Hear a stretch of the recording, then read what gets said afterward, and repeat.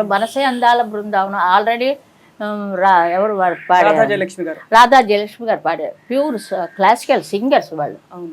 అది మళ్ళీ నేను తెలుగులోకి తీసుకొని కోదండపాణి గారు ఎంత మంచిగా ఎంత గొప్పగా చేశారంటే ఆ పాట.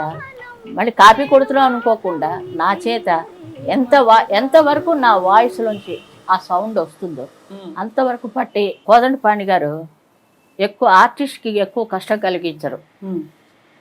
ఎక్కువ కష్టం ఒకసారి ఒకటే పాడేశానంటే అది ఓకే అంటాడు ఆయన. ఓకే అంటే మళ్ళీ నేను ఎందుకు ఓకే ఇంకొకటి పాడతాను, ఎందుకండి ఓకే ఓకే ఇంకేదైనా పాట ఉంటే చూసుకోండి మీరు వెళ్ళండి అంటాడు. అలాంటి మ్యూజిక్ డైరెక్టర్స్ కూడా ఉన్నారు.